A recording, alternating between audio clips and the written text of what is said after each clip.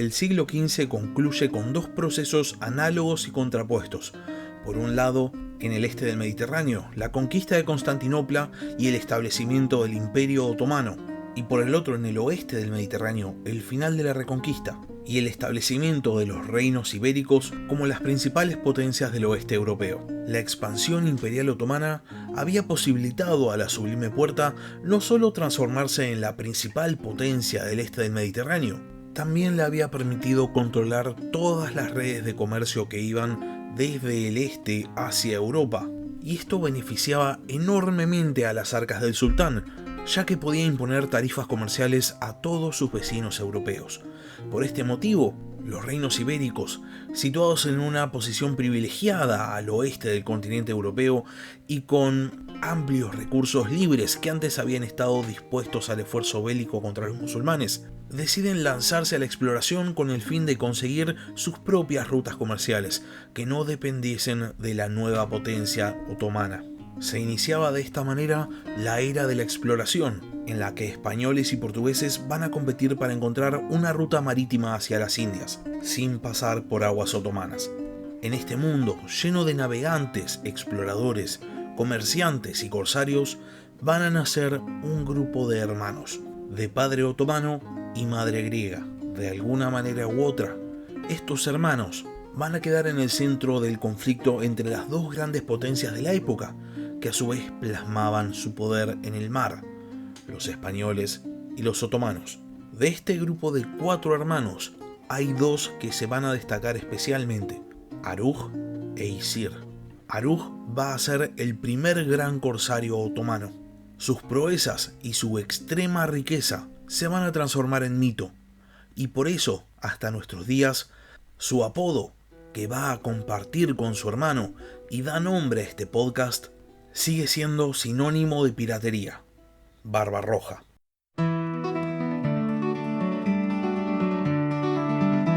Hola a todos, sean bienvenidos al podcast de historia La Barbarroja de Barbarroja.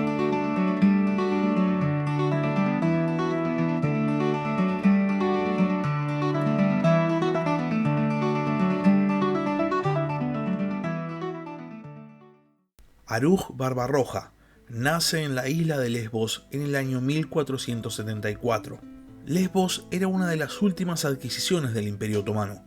Había sido conquistada en el año 1462 y todavía conservaba a su población local, a la que se sumaba una élite otomana.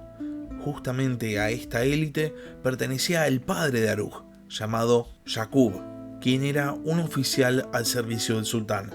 La madre de Aruj era por otro lado griega y tiene junto a su esposo 4 hijos: Ishak, Aruj, Isir e Ilias. Yaqub se había asentado en Lesbos y se dedicaba al comercio, inculcándole esta actividad a sus hijos, y de esta manera, desde muy temprana edad, los 4 hermanos se convierten en ávidos navegantes y comerciantes. Ishak, el mayor, hace base en Lesbos. Aruj navega junto a Ilias y hace la ruta al Levante, e Isir, el tercero de los hermanos, comercia en el Egeo. El Imperio Otomano, en esa época en perpetua expansión, era territorio fértil para la carrera comerciante. Los otomanos controlaban las grandes rutas comerciales que unían a Occidente con Oriente, y entonces también el Mediterráneo oriental se transforma en territorio fértil para la piratería. Y en aguas otomanas, la piratería estaba dominada por un solo grupo: la Orden de los Caballeros de San Juan, quienes en nombre de la fe y también en nombre de la guerra religiosa entre cristianos y musulmanes, se dedicaban al saqueo en el Mediterráneo oriental. Es en uno de los viajes que Aruj e Ilias hacen al Levante que son abordados por los Caballeros de San Juan, quienes exigían sus mercancías y su barco a cambio de sus vidas.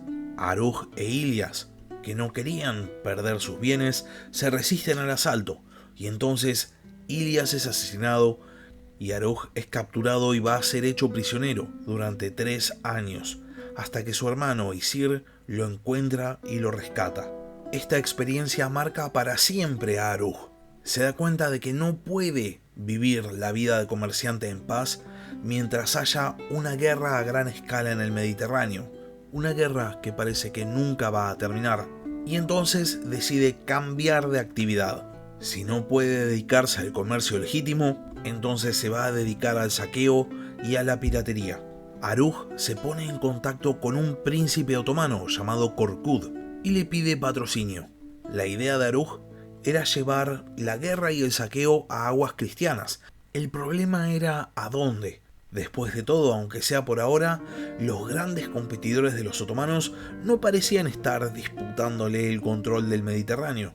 Así que, ¿a dónde podía ir Aruj con el fin de realizar su nueva actividad? La respuesta era bastante lógica.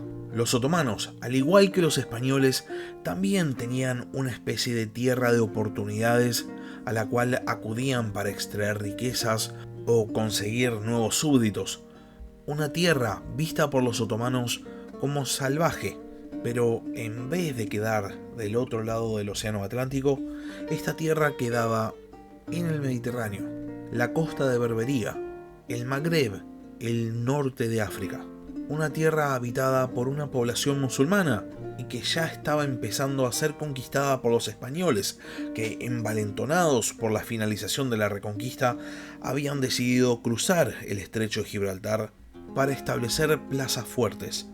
Korkut ve en la petición de Aruj una oportunidad para los otomanos y entonces le concede 18 galeras primero y después le va a conceder otras 24 y le da permiso para saquear en nombre del sultán, con la expresa misión primero de enfrentarse a los caballeros de San Juan en el Mediterráneo oriental y después podía hacer lo que quisiese. Aruj, que había sido un comerciante, ahora era un corsario, y conquista y establece su base de operaciones en la isla tunecina de Yerba, en el año 1503. A esa isla va a llegar el hermano de Aruj, Isir, y se va a transformar en su segundo al mando. La carrera corsaria de Aruj va a ser meteórica y en poco tiempo se va a transformar en el navegante más conocido del Mediterráneo occidental. El sultán de Túnez le va a permitir hacer de la ciudad de La Goleta su base a cambio de un tercio de su botín, y desde ahí la flota de Aruj va a partir tanto en misiones de saqueo como también en misiones de ayuda. Aruj ayuda a los musulmanes expulsados de los reinos ibéricos a cruzar a tierras musulmanas. Por este motivo se cuenta que recibe el apodo de Baba Aruj, que significa Padre Aruj, y se supone que es una deformación de este apodo sumada al color natural de su barba, lo que produce que los italianos lo empiecen a llamar Barbarossa, que significa simplemente barba roja. Barbarroja se transforma en el corsario más importante, más famoso de todo el mar Mediterráneo. Su efectividad era tan grande que en un solo mes podía capturar 20 presas cristianas. En el año 1509 llega al norte de África el hermano mayor de Aruj, Ishaq, y ahora los 3 hijos de Yaqub que quedaban con vida operaban juntos como corsarios. Ahora bien, al margen de su efectividad como corsario, Barbarroja tenía mayores ambiciones. Pretendía gobernar un territorio, y una vez más, el lugar para conseguirlo parecía ser el Magreb. El tema es que al mismo tiempo que Barbarroja iba expandiendo su influencia y consiguiendo mayor cantidad de riquezas, los españoles también estaban expandiendo su territorio en el norte de África. Un gobernante local pide ayuda a Barbarroja para frenar el avance español en la región. Barbarroja acude al llamado y se produce un combate en el cual va a perder su brazo izquierdo, reemplazándolo por una prótesis de plata, motivo por el cual va a recibir el apodo de Mano de Plata. Para Barbarroja, este combate es un antes y un después. Una cosa era saquear poblados o asaltar barcos, otra muy diferente era enfrentarse a los ejércitos de una de las grandes superpotencias de la época. Barbarroja necesitaba ayuda y la necesitaba pronto. Por este motivo, en el año 1515, 3 años después de la batalla contra los españoles, Barbarroja envía a Constantinopla a Piri Reis, el famoso navegante y cartógrafo, junto con un regalo para el sultán, un buque francés. Barbarroja acompaña el regalo con un pedido de protección. El sultán Selim I responde superando las expectativas de Barbarroja.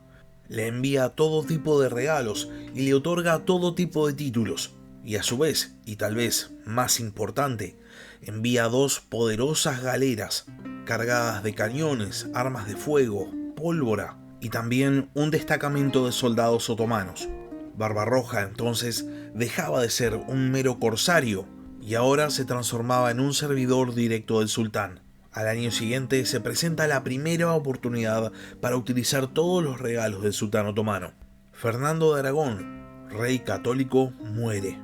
Fernando había limitado todo lo que había podido la expansión española en el norte de África, aceptando solamente la conquista de algunas plazas litoraleñas.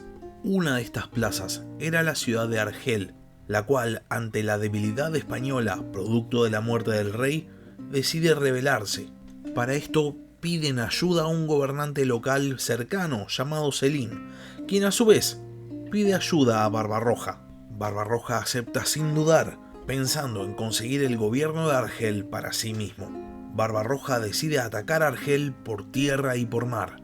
Por mar envía 16 galeras cargadas de cañones al mando de su hermano Isir, y por tierra comanda un ejército pasando por la ciudad de Shershel, donde se encontraba Kara Hassan, otro otomano que se había autoproclamado como sultán y que contaba con tropas y suministros. Barbarroja asesina a Kara Hassan y se proclama a sí mismo como gobernante de la ciudad. Después se dirige a la ciudad de Argel con su ejército y la conquista fácilmente. Los españoles tienen que huir de la ciudad y se refugian en el Peñón de Argel, unos islotes frente a la ciudad que se encontraban fortificados. Los españoles planean un contraataque y lo lanzan en el año 1517. La fuerza expedicionaria ibérica iba a constar de 10.000 hombres, los cuales justo en el momento en que estaban desembarcando son interceptados por Barbarroja, que no solo repele el desembarco, sino que les inflige una enorme derrota. 3.000 de los 10.000 españoles mueren y la expedición tiene que retirarse. A todo esto, Barbarroja sigue expandiéndose por la costa de Berbería y en poco tiempo se transforma en el gobernante más poderoso de la región. Y entonces continúa con sus campañas de conquista. Estas campañas lo llevan a Tremesén, donde derrota al ejército del gobernante local, que lo superaba 3-1. Barbarroja entra triunfal en Tremesén en el año 1518, marcando el punto álgido de su expansión territorial. Sin embargo, más allá de ser una potencia local, el sultanato de Barbarroja no podía competir contra los grandes poderes de la época, y uno de estos grandes poderes era sin duda España. Carlos I decide enviar una nueva expedición española para recuperar las tierras tomadas por Barbarroja. El ejército español desembarca en Orán y se dirige marchando hacia Tremesén en el año 1518. Barbarroja se ve totalmente superado, el número de soldados era simplemente demasiado, y entonces decide retirarse. Sin embargo, las tropas españolas logran interceptar a la retaguardia del ejército de Barbarroja, y entonces el corsario, en vez de dejar a sus soldados y huir, decide pegar media vuelta y luchar. Su ejército es derrotado, y tanto él como su hermano Ishak mueren en combate. El cuerpo de Barbarroja es decapitado y su cabeza es paseada por toda la Berbería, hecho que se puede ver en la heráldica de la época. La muerte de Aruj Barbarroja habría significado el final del sultanato de Argel. Sin embargo, Selim, el sultán otomano, reacciona muy rápido y nombra como nuevo gobernador a Isir, el cual no solo va a heredar el título de su hermano, sino también su apodo y su fama. Y si bien Aruj Barbarroja parecía haber llegado al límite de la fama y la riqueza, Isir va a conseguir superar a su hermano, transformándose en uno de los corsarios más icónicos de toda la historia. Pero eso es historia para otro capítulo. Hasta acá llegamos con el capítulo de esta semana.